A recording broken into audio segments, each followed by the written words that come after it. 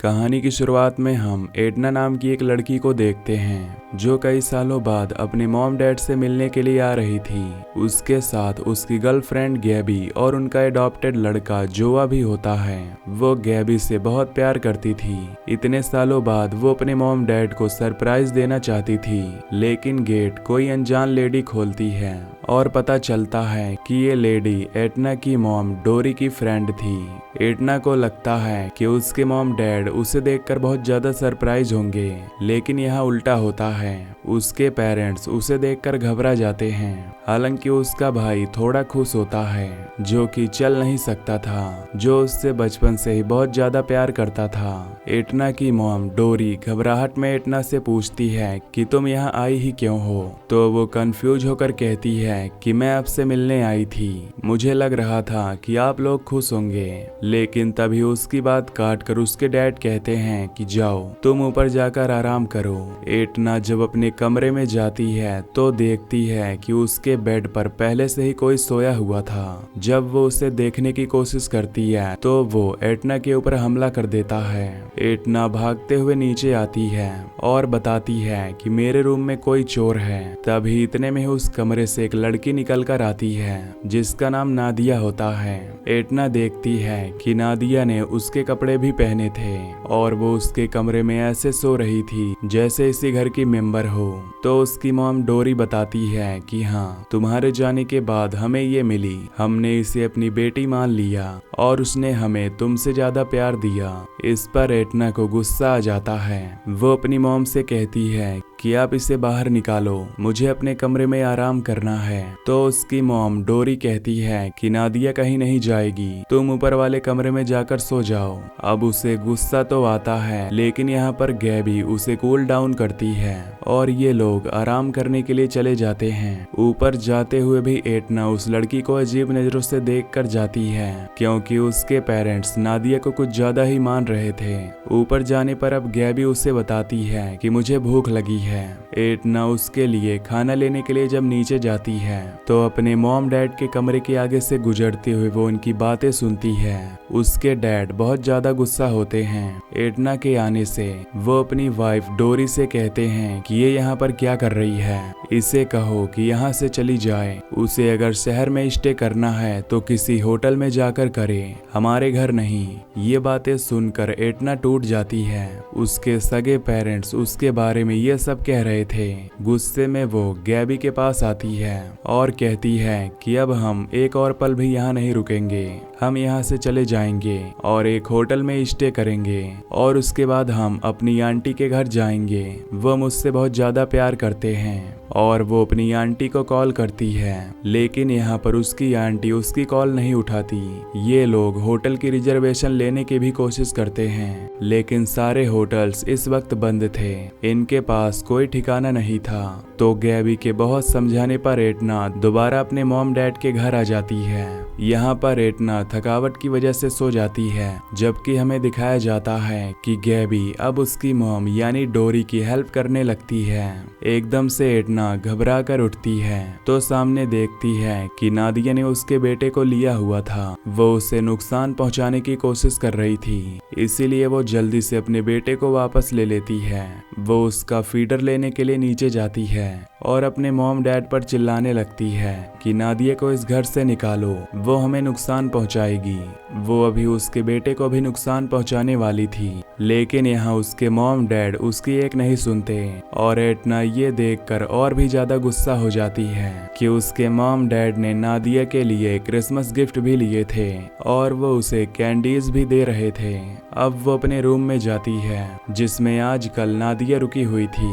वो यहाँ पर सबूत इकट्ठे करने लग जाती है नादिया के खिलाफ, ताकि वो अपने मॉम डैड को समझा पाए कि ये लड़की ठीक नहीं है जिसे उन्होंने अपने घर में रख लिया है। और फाइनली उसे एक सबूत मिल भी जाता है, नादिया का आईडी कार्ड जिसमें नादिया का दूसरा नाम लिखा हुआ था। वो उसे अपने मॉम डैड के पास लेकर जाती है और कहती है कि मैंने कहा था कि वो कोई बहरूपिया है, उसने आप लोगों को अपनी गलत आइडेंटिटी बताई है। अब डोरी को भी गुस्सा आ जाता है। वो चिल्लाकर एडना से चुप होने को कहती है और कहती है कि तुम उसके बारे में जानती ही क्या हो, वो बेचारी बहुत मासूम है। एक दिन वो बेसहारा हमारे घर आई। उसने बारिश में हमसे मदद मांगी और सिर्फ खाने की डिमांड की और उसके बदले वो हमारे घर का सारा काम करती है, तुम्हारे भाई सोल का ख्याल रखती है। और क्या चाहिए, उसने हमें वो प्यार दिया जो तुम हमें कभी नहीं दे पाई। उसकी मॉम उसे ये भी कहती है कि अगर तुम्हें उससे ज्यादा ही प्रॉब्लम है तो तुम यहाँ से चली जाओ,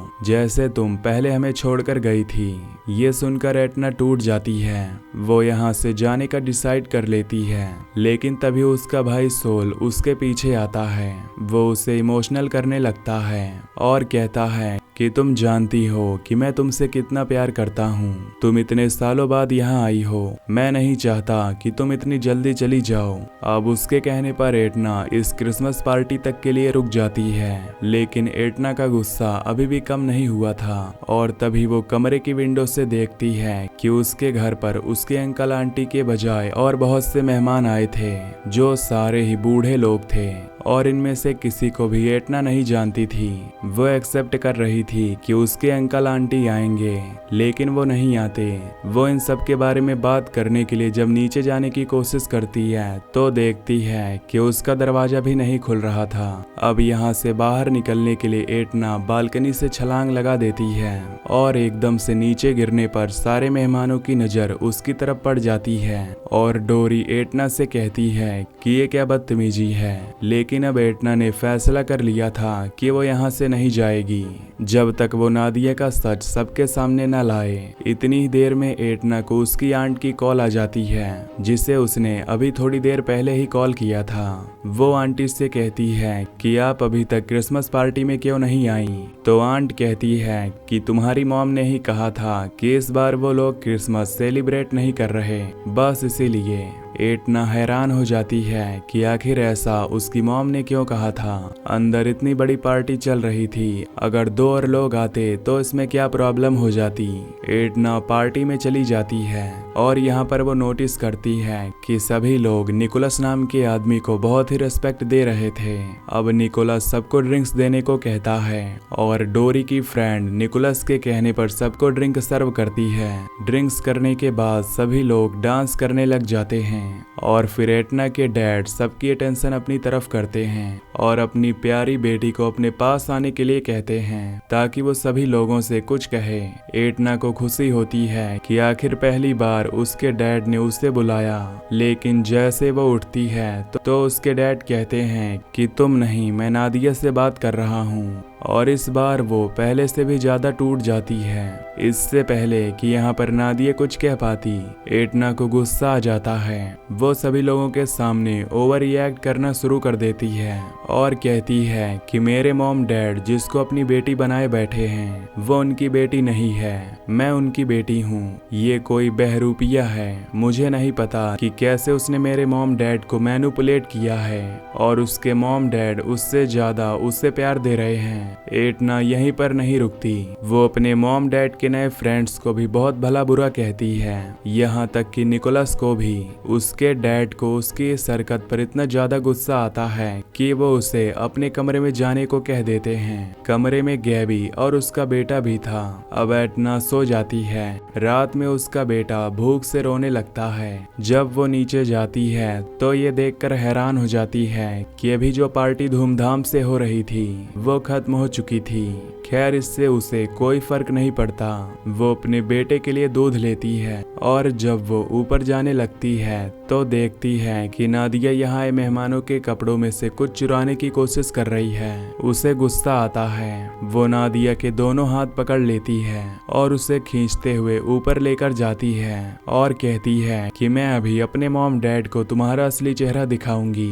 वो अपने पेरेंट्स को आवाज देती है तो नादिया उससे रिक्वेस्ट करती है कि प्लीज ऐसा मत करो, मेरी जान खतरे में है, तुम समझने की कोशिश करो, वो लोग मुझे मार देंगे।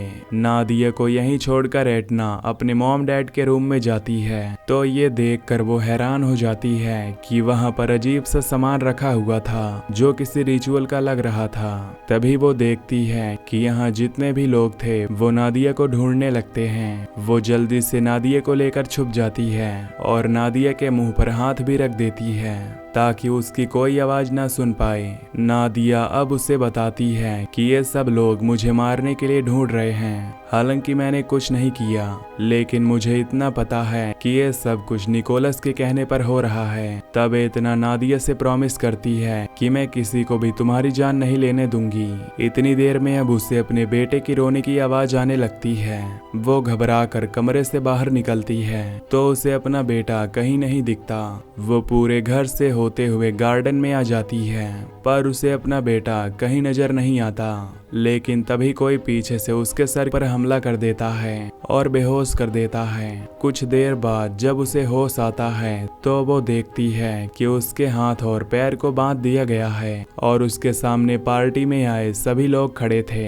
यहाँ पर निकोलस एटना के सामने आता है और उसका मुंह पकड़ते हुए कहता है कि यहाँ पर जो हो रहा है होने दो, तुम इसमें कुछ नहीं बोलोगी। हम सब लोग एक कल्ट के मेंबर हैं जिसका लीडर मैं हूँ और हम शैतान की पूजा करते हैं और वो ही उन्हें पावर देता है कुछ भी करने के लिए, और उसकी पावर से आज हम तुम्हारे भाई को ठीक करने वाले हैं। लेकिन इस सब के लिए एक बलि देनी पड़ेगी, वो भी किसी ऐसे इंसान की जिसे अडॉप्ट करके तुम्हारे पेरेंट्स ने एक बेटी से ज्यादा प्यार किया हो।